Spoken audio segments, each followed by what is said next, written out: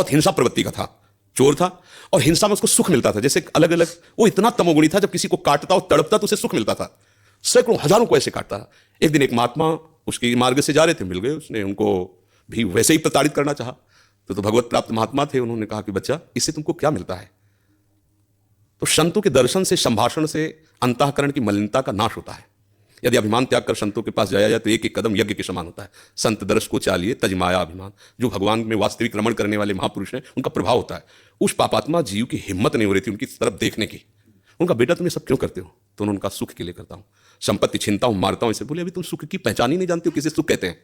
तो उनका, फिर मुझे बताइए आप सुख किसे कहते हैं? तो बोले, हमारी बात तुम्हें तभी समझ में आएगी तुम निष्पाप हो गए, क्योंकि पापवंत कर सहज स्वभाव भजन मोहित ही भावन। बोले, महाराज क्या करूं जिससे मैं निष्पाप हो जाऊं? तुम कहा, हमारे भारत में पवित्र देश है, उनमें आप भ्रमण करो, अवगाहन करो, तुम पवित्र हो जाओगे। निष्पाप करने के लिए हमारे बहुत से तीर्थ हैं भारत में, तीर्थपाद प्रभु ने उनको प्रकट किया है। तो महाराज हम कब जानेंगे पवित्र हो गए? तो सिद्ध महापुरुष थे, उन्होंने एक शुष्क लकड़ी दी, सूखी हुई लकड़ी दी, कहा इसे ले जाओ, और जब ये हरी होने लगे, इसमें किनगा आने लगे, तो तुम समझ लेना तुम निष्पाप हो गए।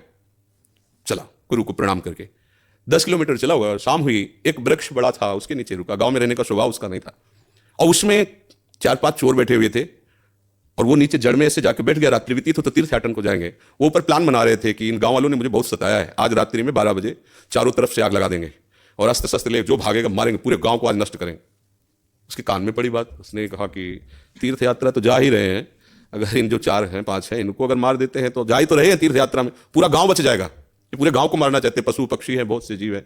तो उसने कहा, भैया तुम्हारे गुरु हम हैं, तुम 4-5 मिलकर मारते हो, हमने अकेले न जाने कितनों को मारा है, आओ हम तुम्हें सलाह बताते हैं कैसे पूरे गांव को नष्ट करना है। तो चारों कूद थोड़ी पड़ेंगे, एक ही एक आएगा, चारों को मार दिया। सोचा अब यहाँ हिंसा हो गई, नहीं रुकेंगे। लकड़ी उठाई तो हरी हो गई। उनका गुरुजी ने कहा था जहाँ हरी हो जाए वापस चला गया। वहां गया संत भगवान को, संत ने कहा हम जानते थे कि तुम ऐसे स्वभाव वाले हो कि तुम्हें तीर्थ यात्रा सुहाएगी नहीं, वापस आ गए। तो उनका, भगवान आपकी आज्ञा पर। आपने कहा था हरी हो, देखो हरी हो गई। बोले कौन से तीर्थ में? बोले तीर्थ लेके आ, 4 को और मार दिया है। बोले बताइए कैसे? उन्होंने बोले, देखो बेटा, पहले स्वार्थ के उद्देश्य से मारते थे तो पाप हुआ, लेकिन पूरे नगर के बचाने के लिए 4 को मारा आपने, उद्देश्य आपका दूसरों के सुख के, इसलिए मारना ये आपको तीर्थयाटन से भी अधिक पवित्र करने वाला हो गया। क्रिया वही, उद्देश्य परिवर्तन, फल का परिवर्तन।